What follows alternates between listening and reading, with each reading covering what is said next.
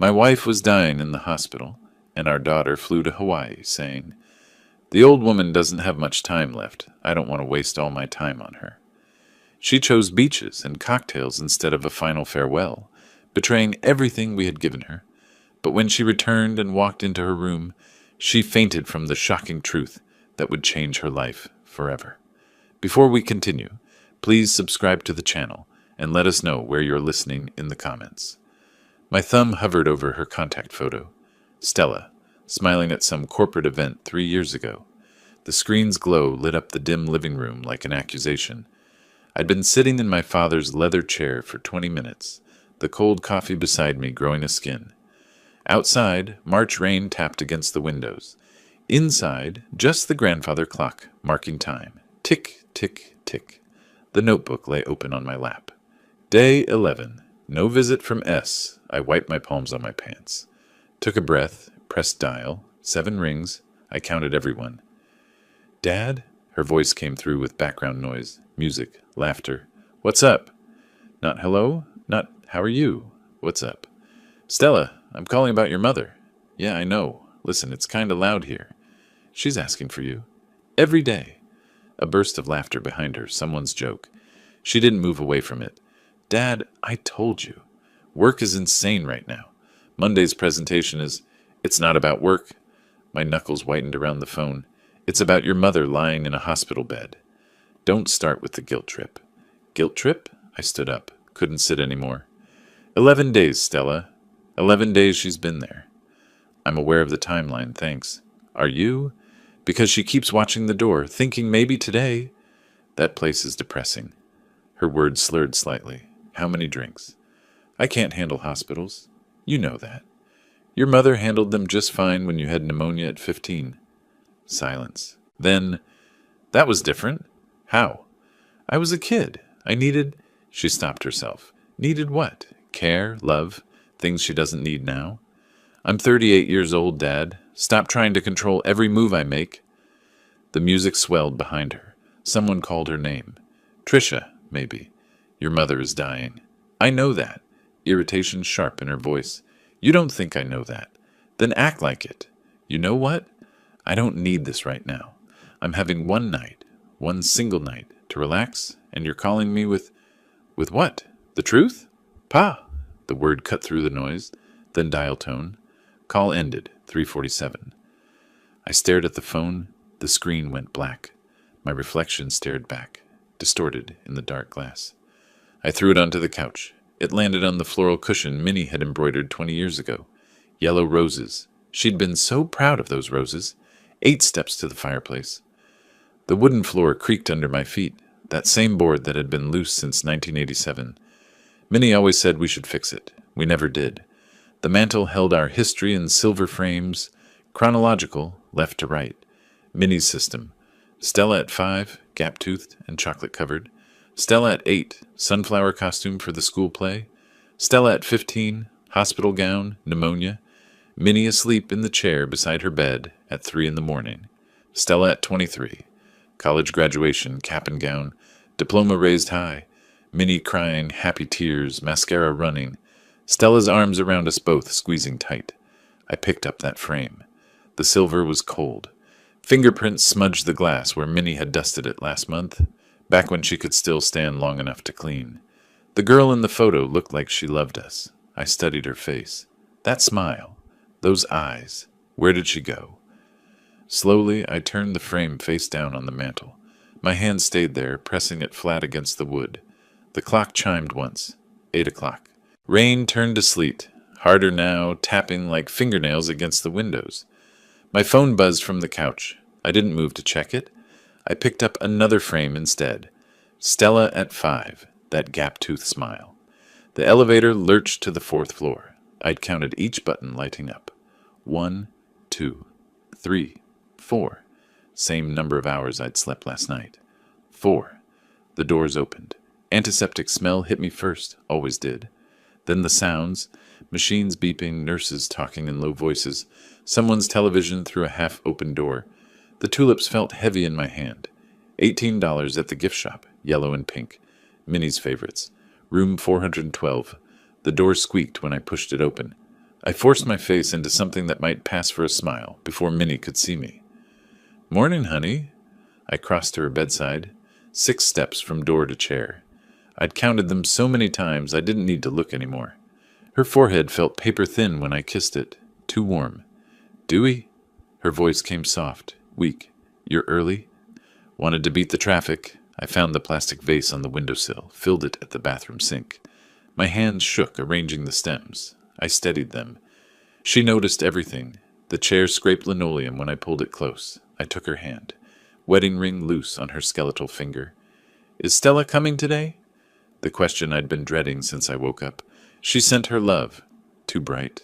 Too fast. "Big presentation Monday. Important client." Minnie studied my face. Those eyes still sharp, even in that wasted body. "Monday's 2 days away." "You know how she is. Perfectionist. Gets it from you." A pause. Minnie's breathing labored despite the oxygen cannula. She knew I was lying, but she let it go. "She works too hard." Relief mixed with shame in my chest. "Just like her mother." The machines beeped their steady rhythm. Heart monitor. IV pump. Outside the window, gray sky over the parking lot. Bare trees reaching up like bones. The purple shawl draped over her shoulders. The one Stella gave her 5 years ago. Minnie wore it every day now. 7 get-well cards lined the side table. None from Stella. "Tell me about yesterday." Minnie shifted slightly. "What did you do after you left?" "Read a bit. Had soup for dinner. Watched the news." "You need to eat better. Real food." "I'm fine, honey." "You're getting thin." Before I could answer, the door opened. Margaret came in with her clipboard, navy scrubs, that calm competence she always had. "Morning, Minnie. How's the pain today?" "Manageable." Margaret checked the monitors, made notes, adjusted Minnie's pillows with practiced efficiency. "That's good. Pain level 1 to 10? 4. Margaret glanced at me, then back to Minnie. Small talk about the weather, the hospital food, tomorrow's schedule. Then she caught my eye. Slight head tilt toward the door. "I need to stretch my legs." I squeezed Minnie's hand. "Be right back." Margaret led me into the corridor. 15 feet down, near the supply closet, she leaned against the wall, arms crossed. "Mr. Harvey." She spoke quietly. "Can I be frank?" My defenses went up automatically. "Of course. I've been a nurse 15 years. Seen a lot of families." "Margaret, your daughter hasn't called the nurse's station once." She held my gaze. "Not once in 2 weeks. Hasn't asked about medication, prognosis, visiting hours. Nothing. She's very busy. Director-level position. Lots of responsibility." "Mr. Harvey." Margaret's voice stayed gentle. "Responsibility starts at home. You don't understand the pressure she's under. I understand a mother who asks about her daughter every single day and a daughter who doesn't call." The words hung between us. I couldn't respond. Nothing I could say would make it less true. "I'm not judging." Margaret's expression softened. Your wife needs her, and you shouldn't have to lie." I slid down the wall slightly, caught, exposed, looked at the floor tiles. White with gray speckles. One cracked near my left foot. "I know." The whisper barely made it out. Margaret squeezed my shoulder once, then walked away. I stood there. Nurses passed. Visitors. A man pushing his wife in a wheelchair. Nobody looked at me. "Mr. Harvey?" Dr. Patel approached, clipboard under arm, that exhausted walk that said 12-hour shift. I straightened, braced myself. "Do you have a moment? Is it the latest scans?" "Yes." He glanced around, moved closer. "I'm afraid the cancer has spread to her liver. Metastases." The word landed like a stone in my chest. "What does that mean? For time?" "We're looking at 3 to 4 weeks. Maybe 2 months, if she responds well to palliative care." I repeated it. "Weeks." "I'm very sorry. We're focused on keeping her comfortable now, managing pain." "She doesn't know yet?" "She knows it's progressed. I'll speak with her this afternoon if you'd like to be present." "Yes, I'll be here." His hand landed briefly on my shoulder. "You should tell your family. Spend time while she's still lucid." "I will." He walked away, white coat disappearing around the corner. I leaned back against the wall, cold through my shirt, slid down until I was sitting, knees up on the hospital floor. 3 weeks, 21 days, 504 hours. A tear escaped. I wiped it roughly with my sleeve. My phone buzzed in my pocket. I ignored it. Finally I stood, legs shaky. Returned to room 412. Minnie was dozing. I sat quietly, didn't wake her. Her hand in mine felt like bird bones. I watched her breathe. 18 breaths per minute, each one labored. Her eyes fluttered open. "You okay, honey?" I lied. "I'm fine. You rest." "Tell Stella." Her voice faded. "Tell her I love her." My throat tightened. "I will." She drifted back to sleep. 3 weeks, and Stella was drinking cocktails. Gravel crunched under my tires. Engine off. The silence that followed felt heavy as wet concrete. I sat there staring at my house. Porch light clicked on at 3:45, right on schedule. Timer Mini set 5 years ago. The keys felt cold when I finally pulled them out, metal biting my palm. Inside, the house swallowed me in silence. No radio playing NPR in the kitchen. No Minnie humming off key while she cooked. Just the furnace clicking on somewhere in the basement. I stood in the foyer, still wearing my coat. The stairs stretched up to the second floor. 14 steps. Worn path in the carpet runner where thousands of trips had flattened the fibers. My hand found the banister, the one Minnie refinished 10 years ago. Sanding and staining for 3 weekends straight, I climbed. At the landing I turned right. Study door creaked. That familiar sound. Dust motes floated in the late afternoon light through the window. Smell of old books and leather. Lavender sachets tucked in corners. Minnie's touch everywhere. I closed the door behind me, turned the lock. First time in months. Needed privacy for this. The built-in bookshelf covered the far wall. Oak. Floor to ceiling. We'd installed it in 1998. Bottom shelf held 3 leather albums. Dark brown, embossed with years. 1987, 2000. 2001, 2010. 2011, 2020. I pulled out the middle one.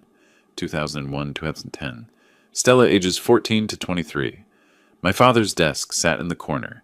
Surface scratched from decades of use. The chair springs squeaked when I sat. Familiar sound like coming home. The album opened with tissue paper protecting each page. Minnie's system. First page, Stella's 8th grade graduation, 2003. Braces, hopeful smile, arms around both of us. I turned pages slowly. Stella, at 5. Sitting on Minnie's lap at her birthday party, chocolate cake smeared on both faces. Minnie's arms wrapped around her, both laughing. Stella missing her front tooth. Minnie in that yellow sundress she loved so much. Stella at 8, school play, some production where she played a sunflower.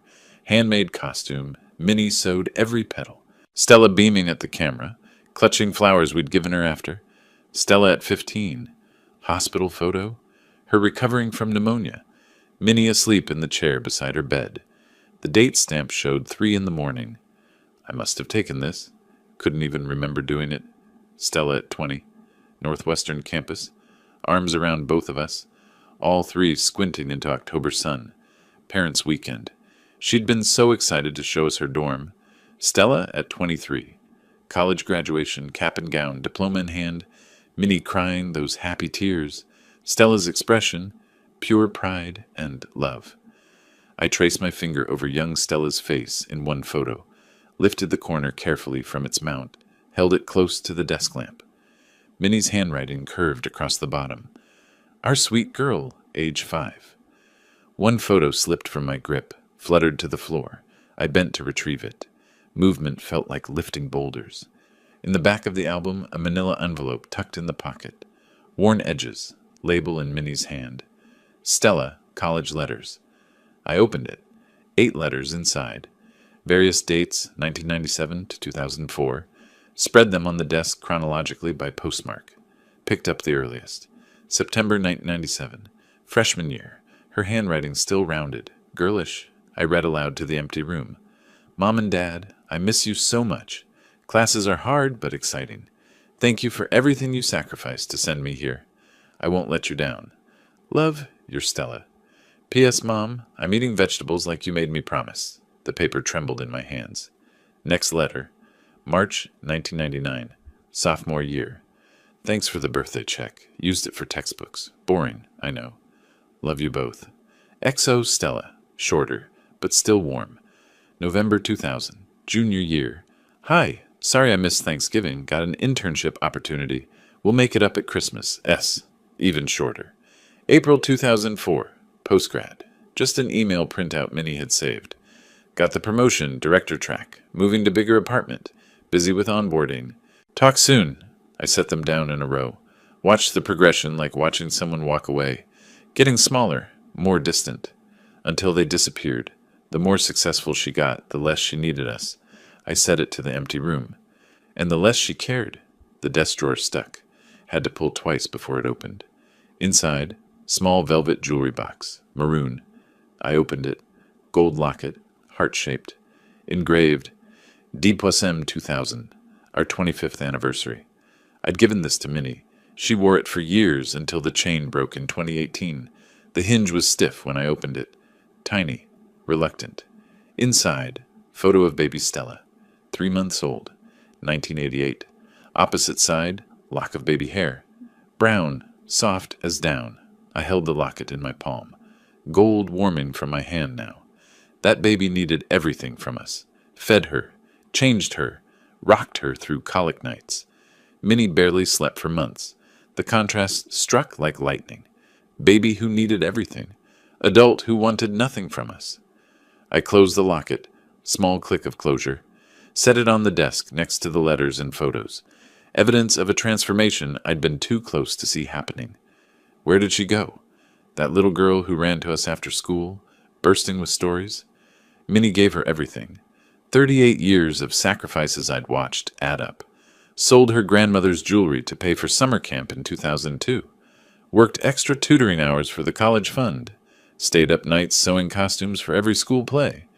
We paid $200,000 for Northwestern. Bought her first car in 2008. Honda Civic, used but reliable. $12,000 we'd saved for 2 years. She wrote, "Thank you," in every letter. Until she didn't. And now Minnie was dying. 3 weeks. And Stella couldn't leave a bar. My voice cracked even though I was alone. I put my head down on the desk. Arms cradling the albums. Shoulders shaking. How long I stayed like that, I didn't know. Outside, sky darkened. Street lights came on one by one. Finally, I lifted my head. Wiped my eyes roughly. Looked at everything spread before me. Photos, letters, locket, the archaeology of love lost. Something hardened in my chest, not yet solid, but forming. I stood, left everything on the desk except one item. The first letter, the one where she thanked us. Promised not to let us down. I held it up to the window, her teenage handwriting. Those promises. She made her choice. The words hung in the air. Silence answered. Sunday crawled by. 3 calls to Stella. 3 voicemails. No response. Monday morning, I was back at Minnie's bedside by 9. The machines beeped their rhythm. She slept mostly, waking in fragments to ask questions I couldn't answer. At 2:15, Dr. Patel entered, checked the monitors, made notes. His face told me everything before he spoke. He motioned me into the hallway. The latest labs aren't good. He kept his voice low. Her liver function is declining rapidly. I leaned against the wall, needed the support. What does that mean? For time? 2 weeks? Maybe 3. He paused. I'm very sorry. The hallway tilted slightly. I steadied myself. I need to call my daughter. Yes. He touched my shoulder briefly. Don't wait. He walked away. White coat disappearing around the corner. My phone showed 15% battery. Critical. I looked down the corridor, saw the payphone near the nurse's station. Old style, barely used anymore. Mounted on the wall like a relic, I walked toward it. 30 feet felt like miles. Fumbled in my pocket. Found 3/4. Enough for a local call. The receiver was heavy. Cold metal. Cord tangled, I had to untwist it. Quarters clinked into the slot. Mechanical sound, oddly loud. I dialed her number, knew it by heart. 5 rings. I counted. Dad? Irritation immediate in her voice. Background noise, voices, shuffling papers. I'm literally in a meeting. Can this wait? My voice shook. Couldn't control it. No, it can't. Dr. Patel just told me, your mother has 2 weeks, maybe 3. Silence. Then flat. Okay. Okay? Stella, did you hear me? Weeks. Dad, I hear you. But what do you want me to do? Quit my job? Cancel everything? I want you to come see her. Today. Tonight. Please. I have Hawaii on Wednesday. Her tone shifted, defensive. 2 weeks. I've been planning this for months. I didn't understand at first. What? Hawaii? Yes. Vacation. Maui. 2 weeks. I told you about this. You never... Stella, your mother is dying. Her voice went cold, calculated, each word precise. Dad, listen. The old woman doesn't have much time left. That's a fact. But I'm not going to waste my entire life sitting in that depressing hospital. I couldn't speak, couldn't breathe. She continued, I haven't had a vacation in 2 years. 2 years. I need this. For my mental health. Finally found my voice. A whisper. Old woman, you called your mother an old woman? I've been in therapy for 3 years learning to set boundaries, and I'm setting them. I'm not canceling my trip. When do you leave? Wednesday morning. I'll visit when I get back. If she's still... Look, I have to go. Client's waiting. Stella, we'll talk when I'm back. Bye. Click. Dial tone. I stood frozen. Receiver still at my ear. The buzzing monotonous. Endless. 30 seconds passed. Maybe more. I couldn't move. Mr. Harvey? Margaret's voice. Her hand touched my shoulder gently. I didn't respond. Couldn't. Mr. Harvey? Softer now. Slowly, I lowered the receiver. Missed the cradle. Had to try again. My hands weren't working right. Turned to face her. Whatever she saw in my expression made her step back.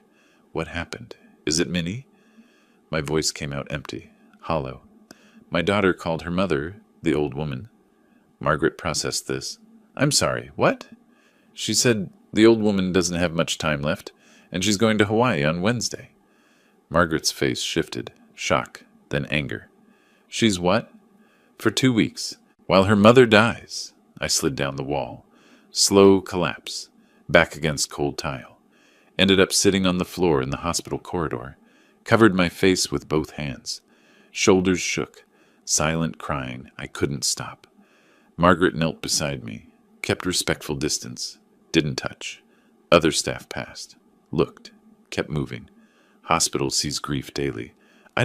Margaret started. I don't know what to say. Through my hands. There's nothing to say. You need to get up. Let me help you to the waiting room. Give me a minute. Take all the time you need. 5 minutes later, I stood. Margaret helped. I need air.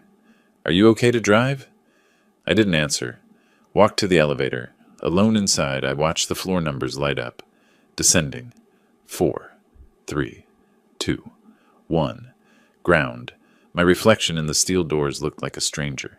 Main entrance doors opened automatically. March wind hit me. Cold. Sharp.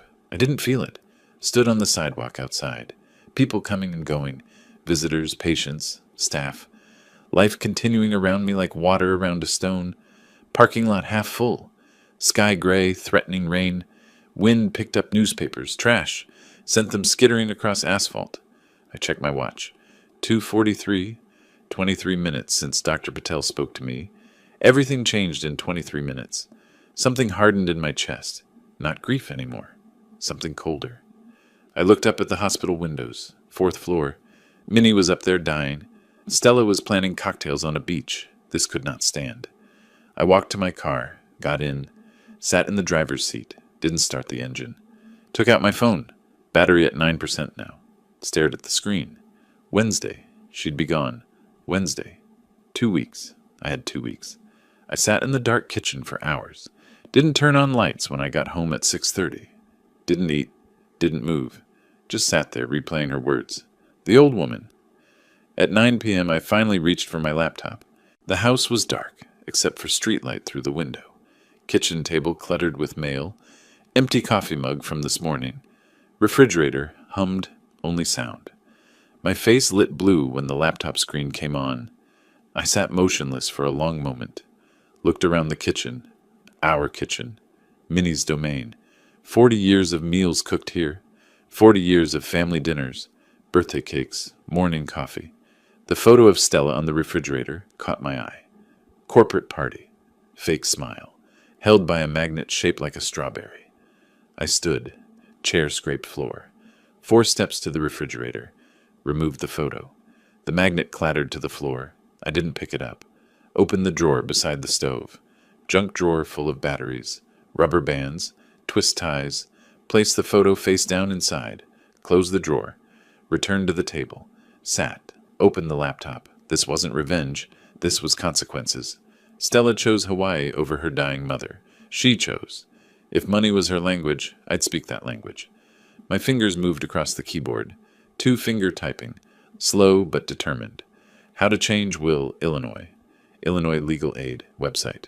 Information clear, straightforward. Disinherit adult child. Illinois law. Law firm article. Detailed, professional. Illinois inheritance requirements. 2-witness rule. Both witnesses must be present, cannot be family members. Can parents disinherit children, Illinois? Yes, with explicit language. Must state intentional disinheritance. Best estate attorney, Chicago. Samuel Green's firm appeared. Third result. I stopped, stared at the screen. Samuel Green. I already knew him. 25 years we'd known each other. Our wives were friends. He'd handled our first will back in 2000. I could call him tomorrow. I took notes on an old envelope. Pen scratching paper. Green, tomorrow, 9 a.m. 2 witnesses, not family. $620,000. Where? That last number stared back at me. Over $500,000. I opened our financial files. Spreadsheet Minnie had maintained for years. Everything organized, categorized, color-coded, so like her. Joint savings, $340,000. House value, $280,000, appraised 2 years ago. Life insurance, $15,000. Funeral costs. Total, $620,000. Stella expected all of it. Had probably calculated it herself. Planned her life around inheriting this. Her apartment, her lifestyle, her retirement plan. All dependent on money she didn't earn. Money she doesn't deserve. I wrote on the envelope, Educational Fund, Minnie's name. Sat back, looked at those words. Minnie was a teacher for 40 years, helped thousands of children, changed lives, made differences she never got to see fully. A fund in her name would help children who appreciate education, children who value what they're given, children unlike Stella. Perfect. I stood. Wooden floor creaked under my feet. Walked to the cabinet above the refrigerator. The hinge squeaked when I opened it. Jim Beam bottle inside. 2/3 full. Dusty. Last opened Christmas Day. I pulled it down. Got a short glass from the cupboard. Heavy. Solid. Poured 2 fingers. Amber liquid. Harsh smell. Carried it back to the table. Set it down. Didn't drink immediately. Just looked at it. At the laptop. At the envelope with my notes. This was it. The moment. The decision. Minnie would object. Would preach forgiveness until her last breath. Would say family heals, love conquers, second chances matter. I picked up the glass. Drank it in one swallow. Grimaced. I wasn't a drinker. The burn spread through my chest. But I felt something else. Resolve. Clarity. Certainty. Set the empty glass down. I took the envelope. Wrote a list. Tomorrow, Tuesday actions. 1. Call Samuel Green, 8 a.m. 2. Emergency appointment. 3. Bring financial documents. 4. New will executed same day. 5. Return to hospital. After. I went upstairs to the office. Brief trip. Returned with a folder. Bank statements, property deed, existing will. Spread everything on the table. The current will was dated 22/20. Standard language. Everything to Stella upon our deaths. Simple, expected, normal. I took a photo of it with my phone. Evidence of what was before I changed what would be. Put all documents in a folder. Labeled it green with a marker. Checked the time. 11:15 p.m. I'd been at this table over 2 hours. Felt no fatigue. Only clarity. Stella left in 36 hours. Wednesday morning, 6:30, flight. I had 36 hours to act. I closed the laptop. The kitchen went dark again. Just streetlight through the window. Just refrigerator hum. Gathered the documents. Left the whiskey glass on the table. Minnie would have washed it. Cleaned up immediately. Made everything neat. I didn't. Picked up the folder, turned toward the stairs. Climbed slowly. Back straight. Purpose in every step. Tomorrow at 8, I'd call Green.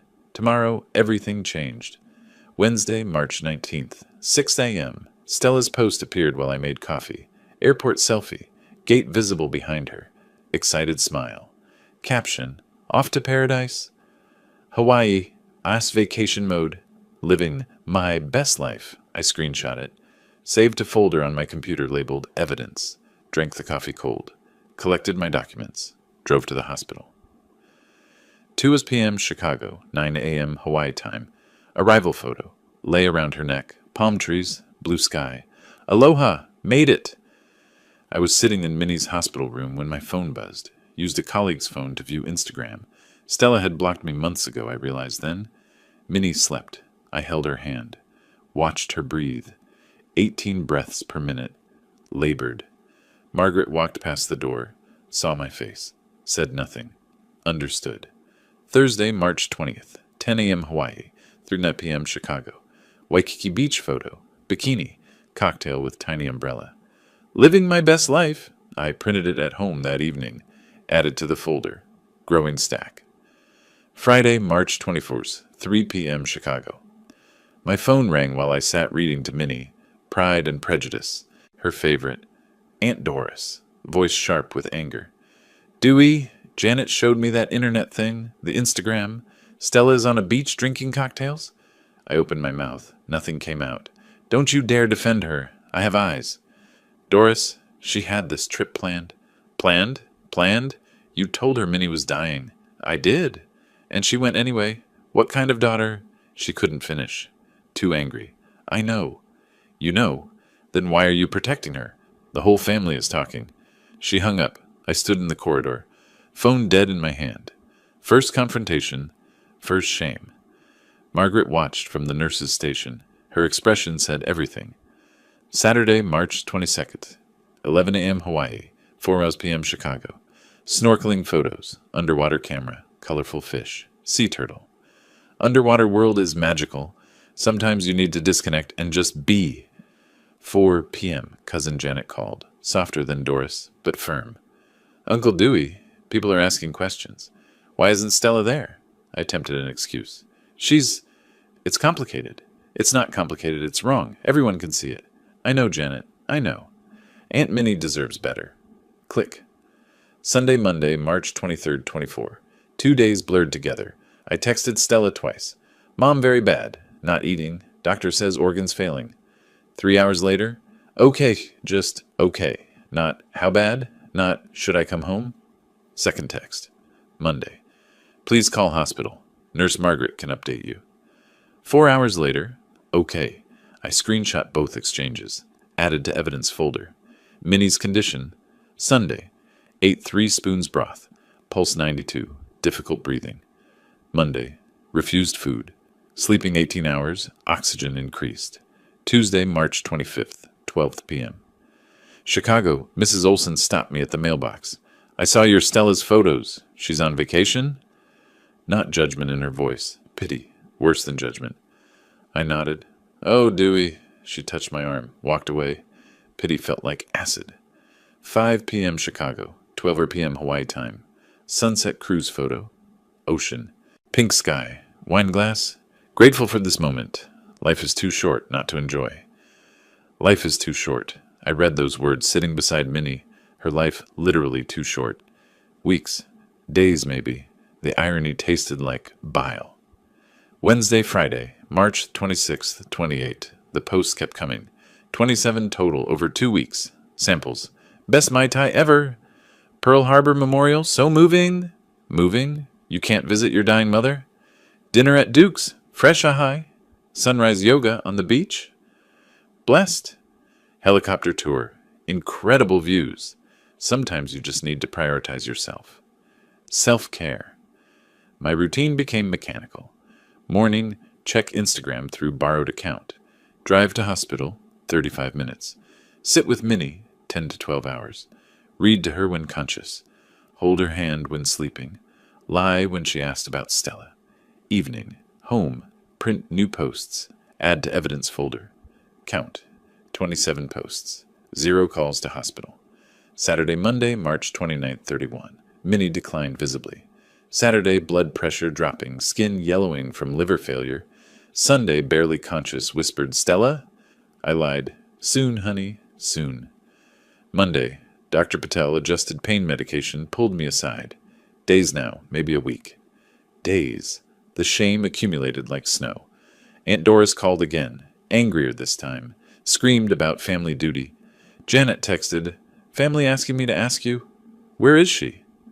Mrs. Patterson from church visited Minnie, asked about Stella. I mumbled about work. Everyone knew.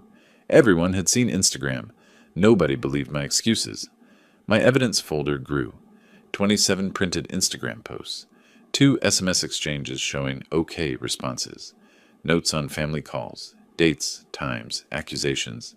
Daily log of Minnie's condition, all organized chronologically. Labeled tabs. Posts. Messages. Decline. Tuesday, April 1st, 2 p.m. Hawaii, 7 p.m. Chicago. Stella's last post from paradise. Last day in paradise, back to reality tomorrow. But what a perfect 2 weeks. Blessed, recharged, thankful for this life. Perfect 2 weeks. I sat at home. Opened the evidence folder. 27 posts. 0 hospital calls. 2 text messages. Okay and okay. Did the math. She lands Wednesday around 7:45 p.m. Chicago time. Drives home from O'Hare. Arrives around 9 p.m. Goes to her room. Finds what I've prepared. I closed the folder. Climbed the stairs to her old bedroom. Checked one more time. Everything in place. Came back down. Poured coffee. Sat at the kitchen table. Tomorrow she'd understand consequences. 27 posts. 0 calls. Perfect evidence. I smiled for the first time in 2 weeks. Cold smile. No joy in it. Just certainty. Everything was ready. 1 week earlier. Tuesday, March 25th. The elevator climbed to the 87th floor. I'd called Samuel the day after Stella left for Hawaii. "Emergency," I'd said. "Need to change my will. First available appointment. Today." The doors opened. Green and Associates reception. Plush carpet. Law firm photos on walls. 20 years of awards in glass cases. Linda looked up from her desk, smiled professionally. "Mr. Harvey, Mr. Green is expecting you." I followed her down the corridor. Corner office at the end. Floor-to-ceiling windows. Lake Michigan stretched beyond. Gray-blue under morning sun. Samuel stood when I entered. Handshake firm, warm, concern in his eyes. "Dewey, it's been what, 2 years?" He gestured to the leather chair facing his desk. "You said emergency. Is Minnie—" I sat, placed the brown folder on his desk. "She has weeks, maybe days now. That's part of why I'm here." He settled into his chair. "I'm so sorry. What can I do? I need to change my will, completely." Samuel pulled a file from his drawer, opened it, our existing will dated 2020. "Your current will leaves everything to Stella. That's standard. Unless I want her to get nothing. 0. His pen stopped moving. He looked up. "Dewey, you understand that's permanent?" "I understand perfectly." "She's your only child? This is a serious decision." He leaned forward. "Can I ask why?" I opened the folder, slid the first printout across the mahogany desk. "Look at this." Instagram post. Airport selfie. Date stamp. March 19th, 6:17 a.m. Caption. "Off to paradise." Samuel read it. Looked at me confused. "My wife was dying. My daughter went to Hawaii." Maybe she didn't know how serious. I told her. My voice stayed level. "Begged her to visit. She called her mother the old woman. Said she doesn't have much time left, so why waste her vacation?" Silence. Samuel's face shifted. I slid more printouts across. 8 posts. Beaches, cocktails, sunsets, smiling selfies. Then the SMS screenshots. 2 messages from me. "Mom very bad. Organs failing." Both replies. "Okay, just okay." Samuel read everything. 30 seconds of silence. Removed his glasses. Pinched the bridge of his nose. 27 posts. His voice quiet. No calls to the hospital. Not one. "And Minnie?" "Asks for her every day. I lie. Say she's working. Minnie's too weak to argue." Samuel set the papers down carefully. "I watched Stella grow up. I was at her graduation." "So did I." I met his eyes. "I don't know this person." He nodded slowly. "What do you want to do?" "Educational fund. Minnie's name. For kids who deserve it." Samuel pulled his keyboard close. Started typing. "Illinois law allows complete disinheritance, if explicitly stated. Intentional disinheritance clause makes it challenge-proof. His fingers moved across keys. 2 non-family witnesses required. We can execute today. How long? An hour to draft, then signatures. He typed steadily. Occasional questions broke the silence. Total estate value. 620,000, house plus savings. Fund structure, scholarship basis. Annual scholarships. Chicago public school students. Low-income families. Want to be teachers? Samuel's typing paused. Like Minnie. Exactly like Minnie. 30 minutes passed. The only sounds, keyboard clicking, occasional questions, my short answers. Finally, Samuel hit print. Pages emerged from the laser printer. He reviewed them, reading sections aloud. I, Dewey Harvey, being of sound mind and body. I intentionally make no provision for my daughter, Stella Harvey. My entire estate to establish the Minnie Harvey Educational Fund. This disinheritance is intentional and deliberate, not due to oversight or omission. He looked up. This is ironclad. Once signed, binding. Good. Samuel pressed the intercom. Linda, could you and Ben come in? Need witnesses for a will execution. They entered within a minute. Professional demeanor. Sensed the occasion's weight without needing explanation. Samuel handed me a pen. Black ink, heavy in my hand. Once you sign, this is binding. Are you certain? I positioned the pen over the signature line. Never been more certain of anything. I signed. Firm signature. No hesitation. Linda witnessed. Signed below my name. Ben witnessed. Signed. Samuel notarized with his official seal. Pressed down hard. The embosser crunched paper. Done. He looked at me directly. Stella will receive nothing upon your and Minnie's deaths. I sat back. Felt something release in my chest. Not relief. Completion. One more thing. I leaned forward. I want Stella to know why. Executor letter. Standard explanation. Personal letter. From me. To be given when the will is read. I can arrange that. I dictated points. Samuel noted them on his pad. Your mother passed while you were on vacation. You called her the old woman. 27 posts. 0 calls to her hospital bedside. This is justice, not revenge. You didn't earn this inheritance through your actions. I'll draft the formal version. Seal it. Attach to will. Samuel placed everything in a manila envelope. Sealed it. Handed it to me. I took it. Heavy. Final. Stood. Shook his hand. Dewey. He held the handshake. I support this. For what it's worth. It's worth everything. I walked to the elevator. The folder under my arm, the sealed copy inside my jacket. Felt its weight against my chest. Pressed the down button. Didn't look back. The elevator doors closed, 87 floors down. With each floor, I felt lighter. The weight I'd carried was on paper now. The envelope sat in my desk drawer for 6 days. Every morning, I'd open the drawer, see it there, close it again. Monday, March 31st. Stella's last Instagram post appeared. Last day in paradise. My phone buzzed. Text from her. Dad, landing tomorrow 7:45 p.m. Coming straight home, exhausted. I studied the message. Matter of fact, no apology. No, how's mom? Just logistics. Typed reply, okay, I'll be home. Considered adding more. Deleted it, sent the short version. Opened the colleague's phone. Looked at Stella's final post again. Sunset photo, wine glass. Perfect 2 weeks. Comments underneath. So jealous. Come back refreshed. You deserve this. She had no idea. No clue what waited in her old room. I'd make sure of it. Evening came. 6 o'clock. Time for hospital visit. Drove the familiar route. 35 minutes. Parked. 4th floor. Room 412. Minnie slept when I arrived. Oxygen mask over her face now. Upgraded from the cannula. Breathing shallow. Heart monitor beeping slowly. Her skin had yellowed. Liver failing. Dr. Patel had warned me Friday. I sat beside her bed. Took her hand. So thin. Cold despite the heated blankets. Waited 10 minutes. Just holding her hand. She stirred. Eyes fluttered open. Saw me. Tried to smile. Couldn't speak through the mask. I lifted it gently. Just for a moment. Dewey.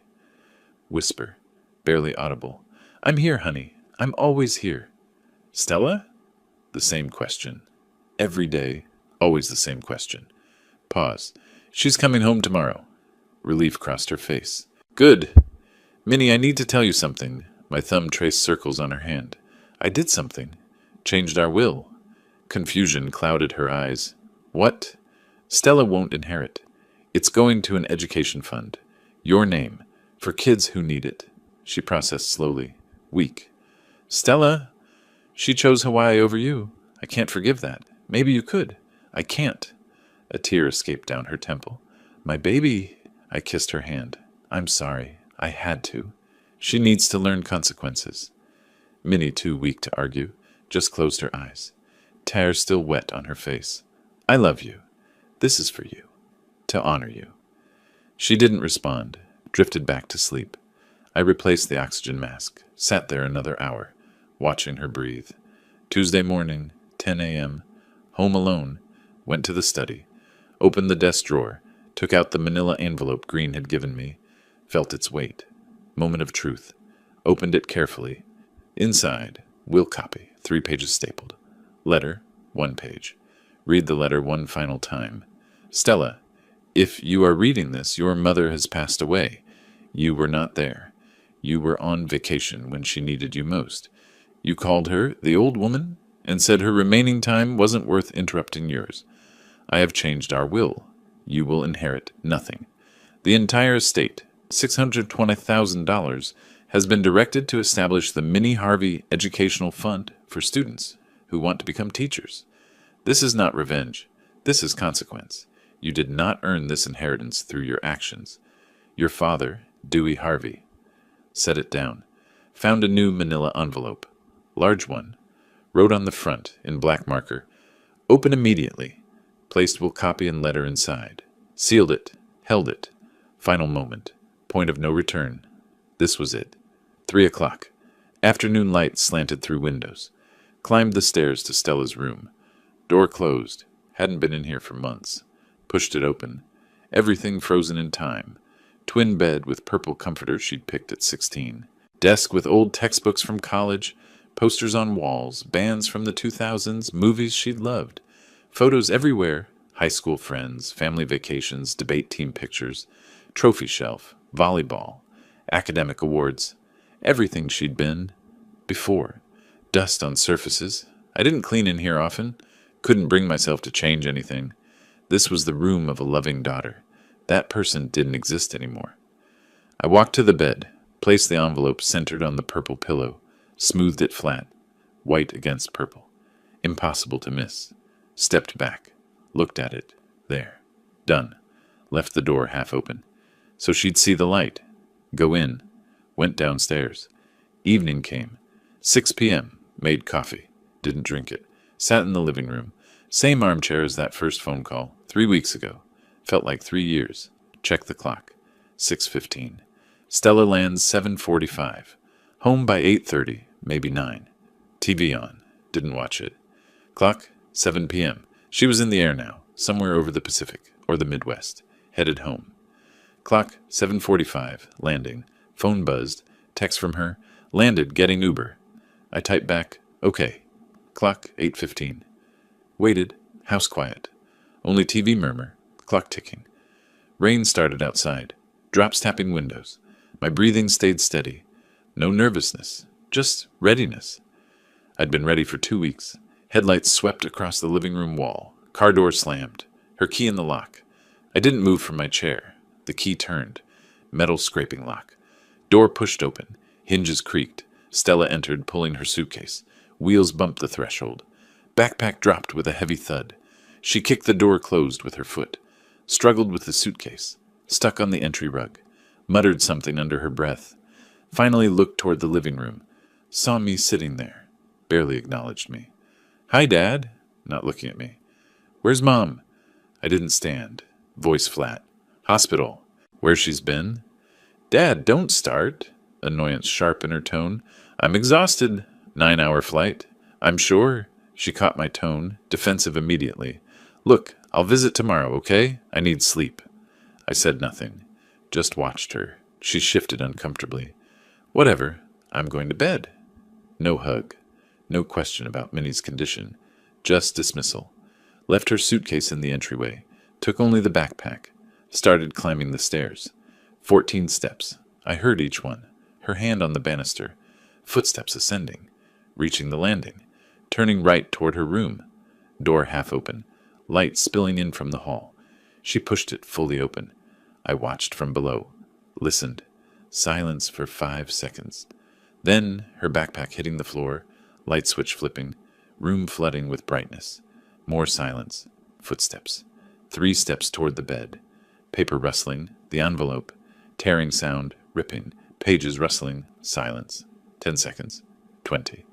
Then, what the... Louder. You will inherit nothing. This is a joke? Reading aloud now, voice rising. Educational fund. 620,000. Shouting, what is this? Panicked. This can't be real. This can't be... Thud. Body hitting floor. Sound Dewey hears downstairs. First, Stella yelling, what is this? Then, crash, thud of body hitting floor. I set my coffee cup down. Stood slowly. Walked to the stairs. Climbed them one at a time. Counted. 14 steps. Reached the landing. Turned right. Walked to her doorway. Looked in. Stella on the floor. Lying on her side. Papers scattered around her. One hand still clutching the letter. Eyes closed. Not moving, but breathing. Shallow. Present. I entered. Knelt beside her. One knee down. Checked her pulse at the neck. Steady.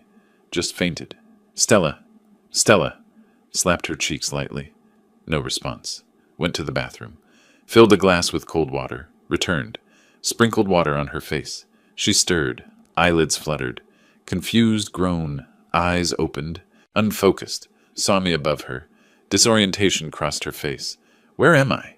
Then memory flooded back. Eyes went wide. Scrambled to sit up. Too fast. Dizzy.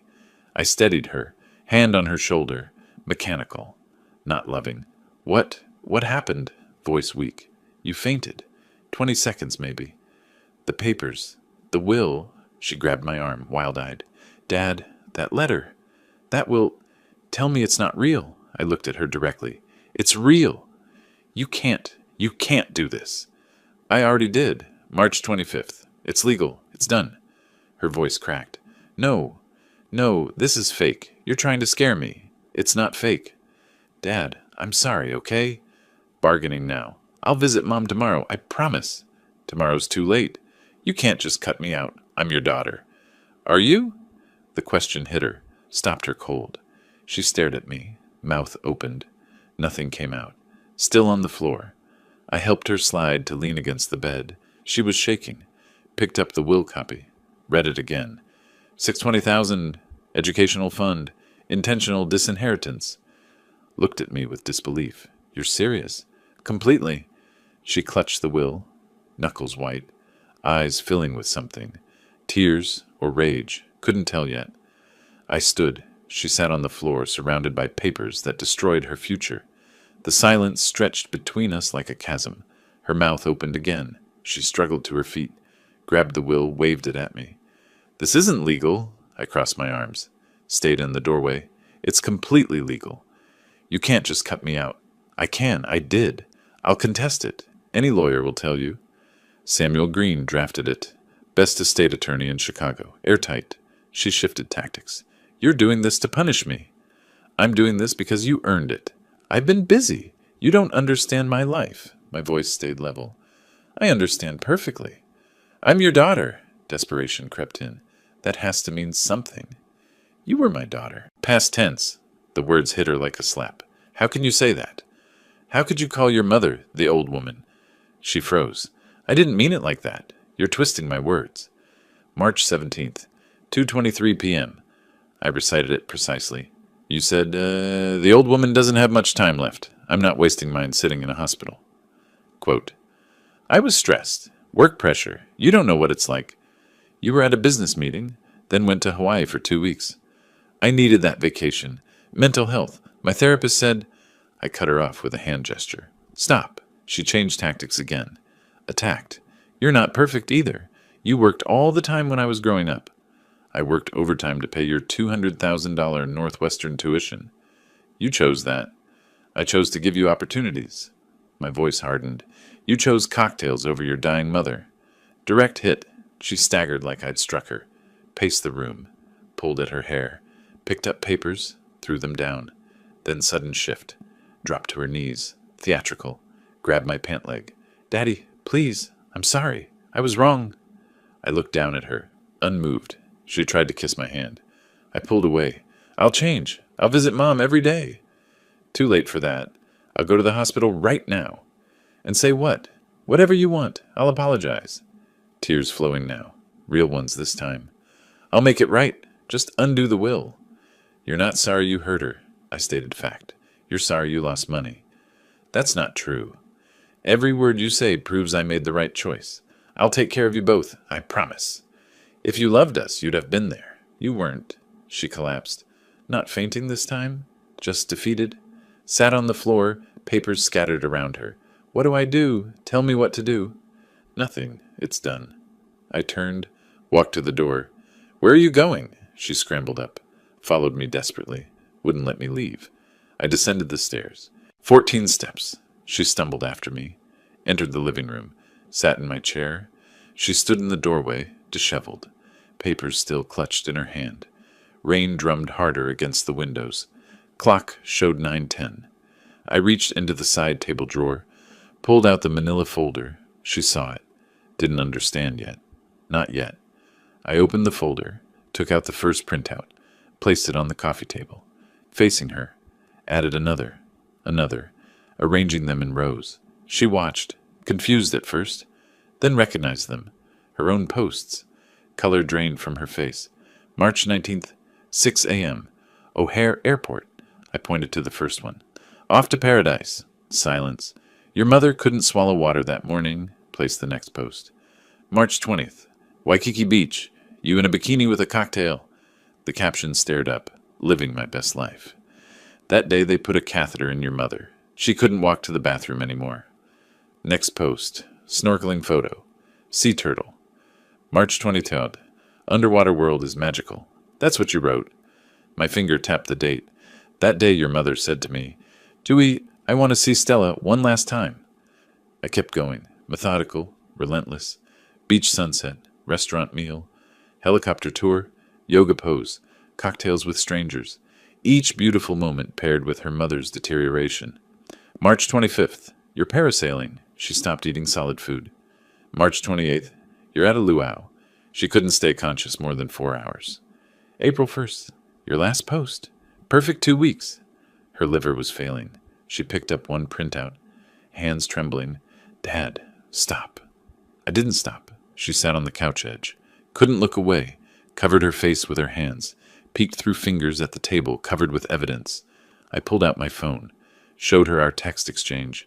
March 23rd. I texted. Mom, very bad. Organs failing. Doctor says days. Scrolled. Your reply. Okay. Scrolled. March 26th. I texted. Please call hospital. Nurse Margaret can update you. Scrolled. Your reply. Okay. I set the phone down. 27 posts. 38 comments on other people's photos. 0 calls to the hospital.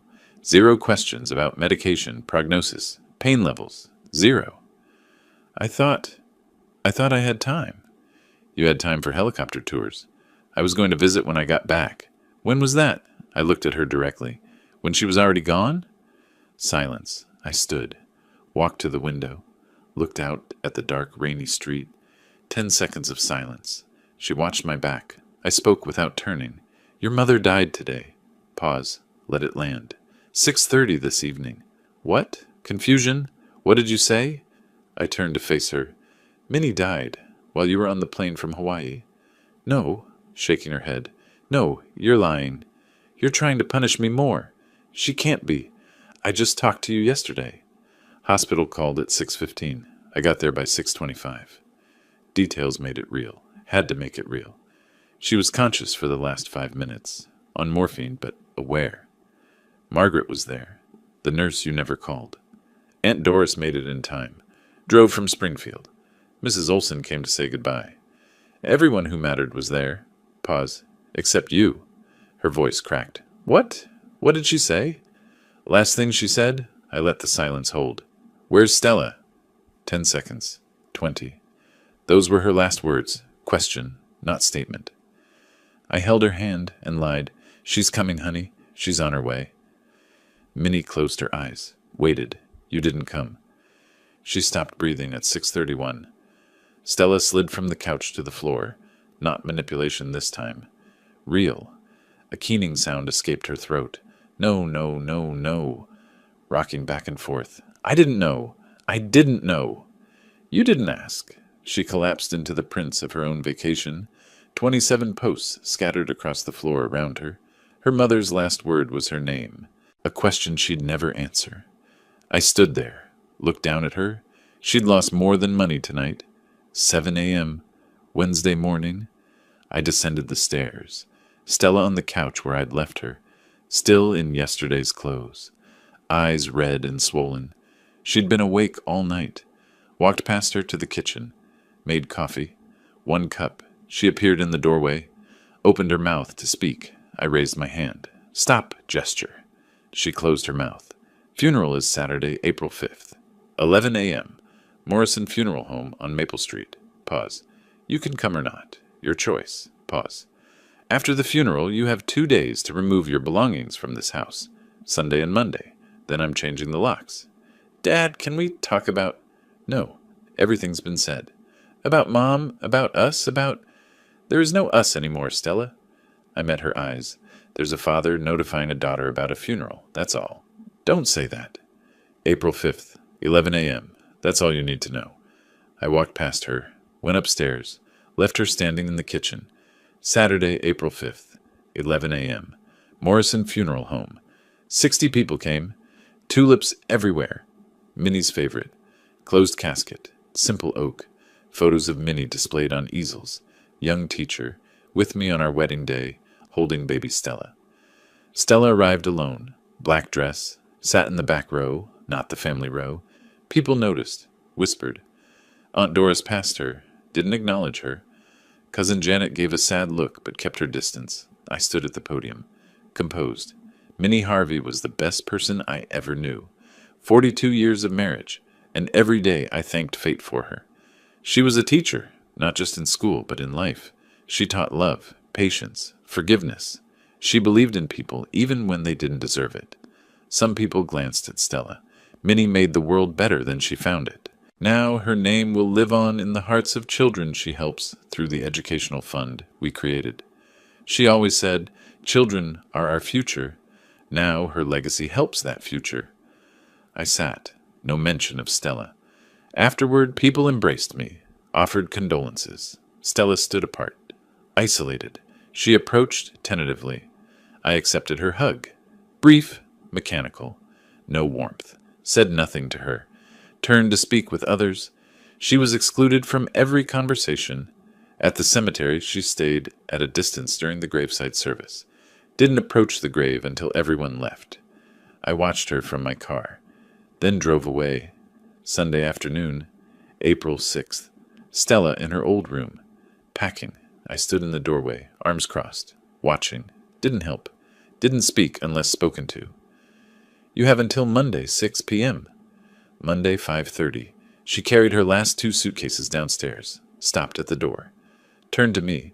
Dad, I know you're angry, but I'm still your daughter. That has to mean something. You were my daughter. Past tense. People make mistakes.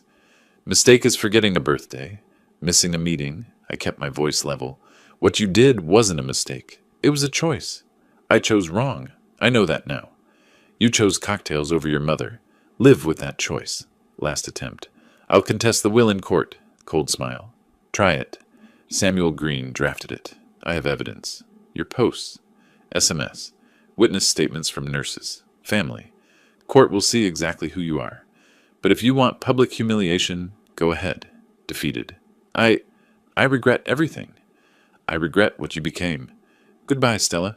She opened the door, paused, hoping for something. I said nothing.